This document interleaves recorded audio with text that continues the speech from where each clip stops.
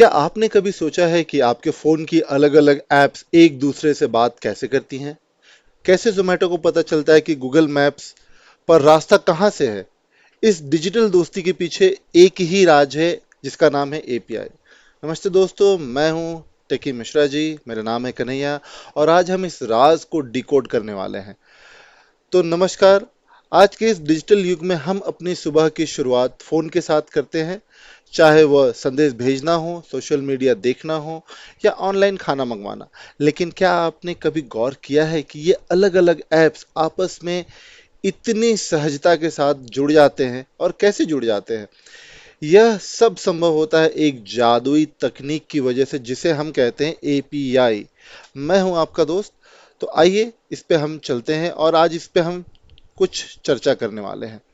तो सबसे पहले हमें जानना होगा कि इस तक ये एपीआई का अर्थ क्या है, राइट? तो एप्लीकेशन प्रोग्रामिंग इंटरफेस इसका फुल फॉर्म होता है।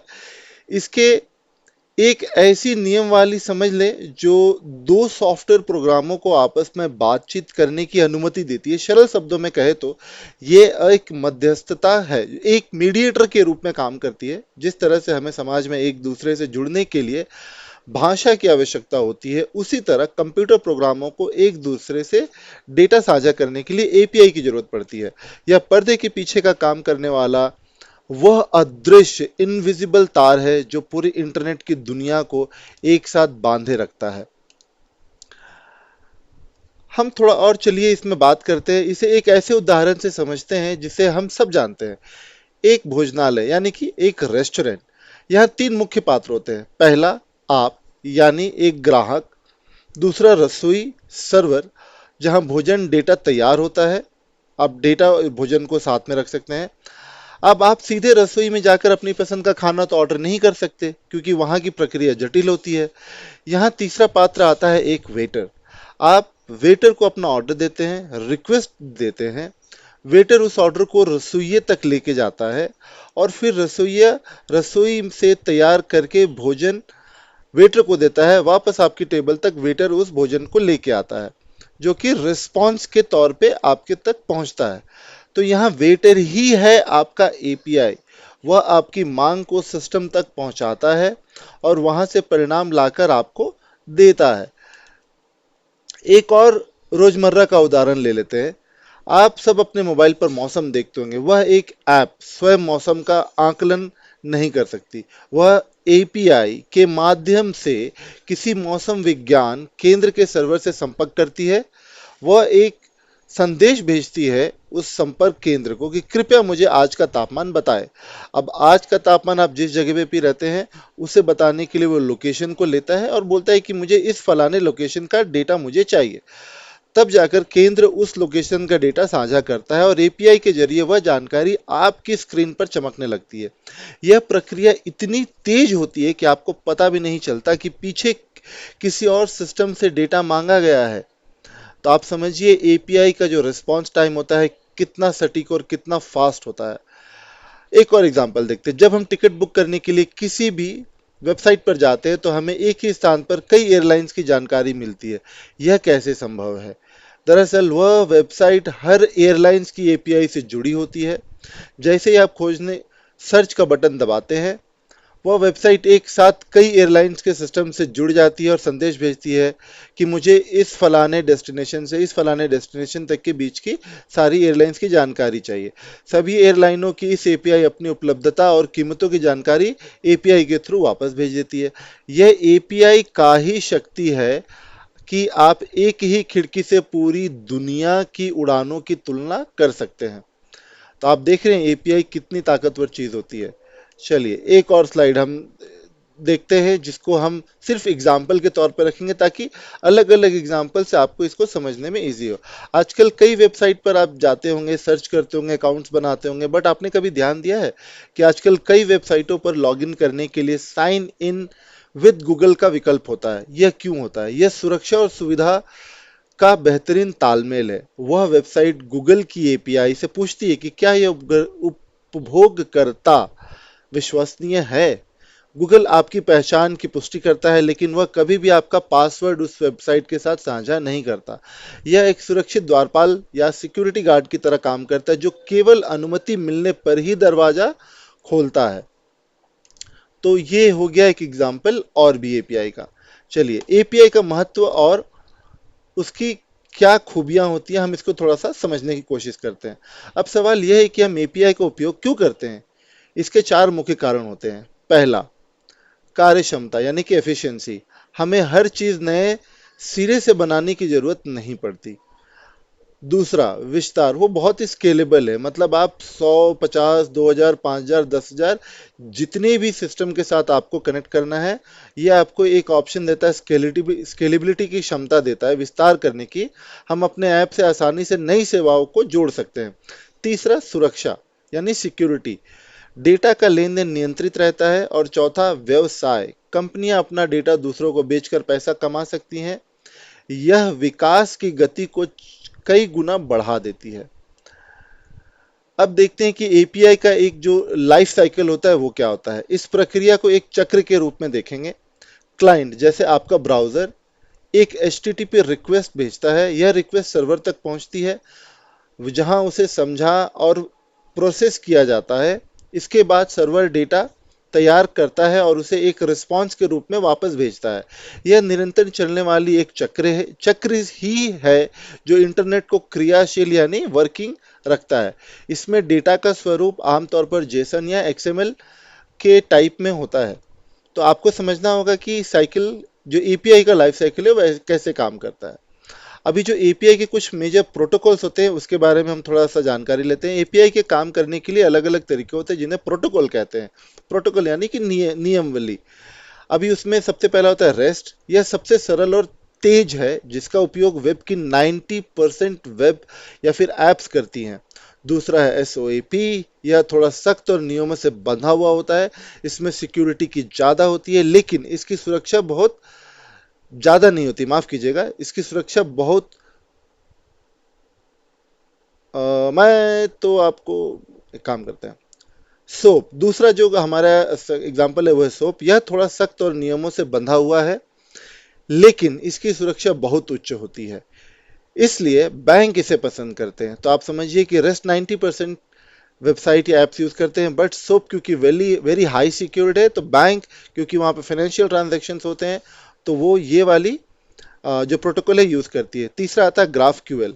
अब ग्राफ क्यूएल ये आधुनिक दौर की तकनीक है। यहाँ आप सर्वर से केवल उतना ही डेटा मांगते हैं जितनी आपको वास्तव में आवश्यकता है। यह डेटा की बर्बादी को रोकता है।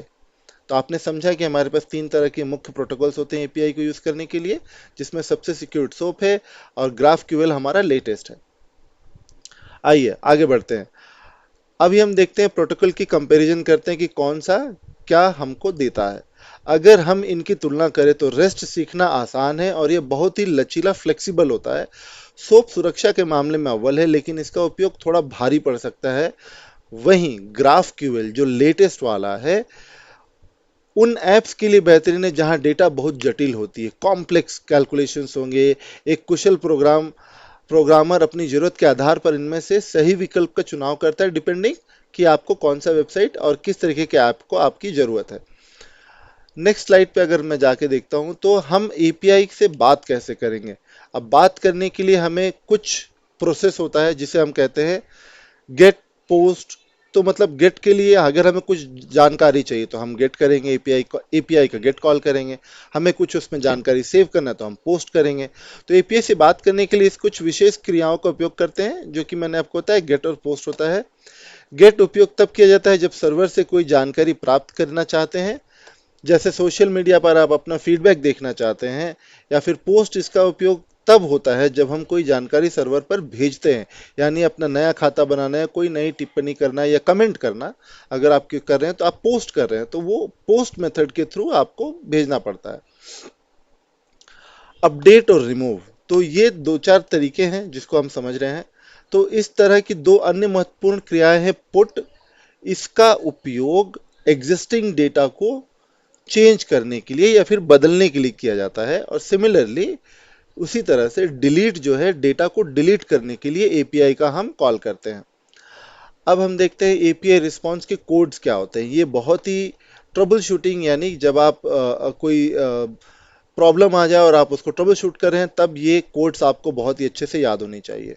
जब भी हम एपीआई का कोई संदेश भेजते हैं, सर्वर हमें एक कोड के जरिए बताता है, जवाब देता है। इसे एक ट्रैफिक सिग्नल की तरह समझें कि 200 अगर रिटर्न आया है मतलब ये एपीआई सक्सेस हुआ, 404 आया मतलब नॉट फाउंड, तो ये एपीआई अनअवेलेबल है, 500 आया यानी सर्वर पे कोई दिक्कत है, इसका मतलब सिस्टम के अंदर कोई खराबी आ गई। ये कोड डेवलपर्स को समस्याओं को समझने में मदद करते हैं। डेवलपर्स इन कोड्स का बहुत ही ज़्यादा यूज़ करते हैं ताकि वो ट्रबल शूट करके इश्यूज को फिक्स कर सके। अभी देखते हैं, तो जेसन लैंग्वेज में ज़्यादातर की एपीआई लिखी जाती हैं। एपीआई आपस में संवाद करने के लिए जिस भाषा का उपयोग करती है उसे जेसन कहते हैं। यह देखने में एक साधारण सूची की तरह होती है जहां जानकारी नाम और मूल्य यानी कि की एंड वैल्यू से जोड़ में लिखी, यानी कि इट्स अ की वैल्यू पेयर के तौर पे लिखी होती है। इसकी सबसे बड़ी खूबी यह है कि इसे इंसान भी आसानी से पढ़ सकते हैं और कंप्यूटर भी इसे बहुत तेजी से समझ सकते हैं। अब मार्केट का ग्रोथ क्या है कि एपीआई का बाजार किसी सुनामी की तरह बढ़ रहा है। साल 2026 तक दुनिया भर में प्रतिदिन 32 बिलियन से अधिक एपीआई कॉल होने की अनुमान है। आज ऐसी कोई भी आधुनिक उद्योग नहीं जहां वह वित्त हो या शिक्षा हो, स्वास्थ्य हो, जो एपीआई के बिना जीवित रह सके। यह हमारे भविष्य की डिजिटल अर्थव्यवस्था की रीढ़ की हड्डी है। अभी सुरक्षा के क्या उपाय हैं, इस पे हम थोड़ी सी बात कर लेते हैं। चूंकि एपीआई डेटा का आदान प्रदान करती है, इसलिए ये बहुत जरूरी है कि सुरक्षा इसके टॉप नॉच यानी सर्वोपरि रहे। इसके लिए एपीआई की यूनिक आईडी जो एक विशिष्ट पासवर्ड की तरह होती है, इसके अलावा ओ और टोकन बेस्ड एक्सेस का भी हम करते हैं। साथ में हम रेट लिमिटिंग भी करते हैं जिससे कि नियंत्रण रखा जा सके कि कोई एक व्यक्ति सिस्टम का दुरुपयोग ना कर सके। तो ये तीन मुख्य तरीके होते हैं एपीआई की सिक्योरिटी रखने के लिए। अब जो एपीआई के टाइप होते हैं उसको हम थोड़ा सा समझेंगे। उपयोग के आधार पर एपीआई की दो तरह की होती है, public API and private API. अब पब्लिक एपीआई वो है जो कोई भी बाहर का डेवलपर यूज कर सकता है, जैसे गूगल मैप्स की एपीआई आप कॉल करें, आप अपने एप्लीकेशन में गूगल मैप्स की एपीआई कॉल करके मैप को इंटीग्रेट कर सकते हैं। वहीं निजी एपीआई जो कंपनियां केवल अपने आंतरिक इंटरनल कामों के लिए करती है, उन्हें बाहरी दुनिया की से पूरी तरह सुरक्षित रखा जाता है। अब हम थोड़ा समझते हैं कि जो एआई का रेवोल्यूशन आया उससे हमें क्या पड़ा। तो आर्टिफिशियल इंटेलिजेंस के इस दौर में एपीआई की भूमिका और भी महत्वपूर्ण हो गई है, क्योंकि चैट जीपीटी जैसे बड़े लार्ज लैंग्वेज मॉडल एपीआई के जरिए ही अन्य ऐप्स के साथ जुड़कर काम करती है। भविष्य में यह हमारे जीवन की और भी सरल बनाने की और काम कर रही है। ठीक है, तो ये बहुत ही इंपॉर्टेंट है। और कुछ एग्जाम्पल जैसे मैंने लिखा है कि फ्लाइट बुकिंग हो, सेंडिंग ईमेल हो, ये सब चैट जीपीटी तभी कर पाएगा जब वो आपके ईमेल के साथ एपीआई के थ्रू कनेक्टेड रहे। तो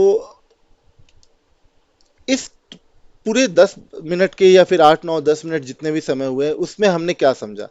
अगर मैं आपको संक्षेप में बताऊं तो एपीआई वह अदृश्य संदेशवाहक यानी कि मीडिएटर या फिर मैसेंजर है जो आज की जटिल जटिल और डिजिटल दुनिया को जोड़कर रखता है। यह ना केवल सॉफ्टवेयर विकास को आसान बनाता है बल्कि हमें ऐसी सुविधाएं देता है जिन्हें हम एक दशक पहले कल्पना भी नहीं कर सकते थे। चाहे वह भोजन मंगवाना हो, अंतरिक्ष से डेटा प्राप्त करना हो या पर्दे के पीछे हमेशा ही एपीआई ही काम करता है। उम्मीद है कि आज आपको इस जानकारी बहुत मदद मिलेगी, अद्भुत दुनिया की एक स्पष्ट झलक मिली होगी एपीआई की अद्भुत दुनिया की। मैं हूं कन्हैया मिश्रा, मेरे चैनल का नाम है टेकी मिश्रा जी, और मेरा उद्देश्य तकनीक की जटिलताओं को सरल बनाकर आप तक पहुंचाना है। आप सभी का बहुत बहुत धन्यवाद। यदि आपको कोई मन में कोई भी प्रश्न या शंका हो, आप बेझिझक मुझसे पूछ सकते हैं। नीचे कमेंट में लिखिए जो भी आपका प्रश्न है। 100% गारंटीड है कि मैं आपको उसका रिप्लाई दूंगा और हम बात करेंगे। तो चलिए, नमस्कार और धन्यवाद ये वीडियो देखने के लिए। मिलते हैं नए टॉपिक नए वीडियो के साथ।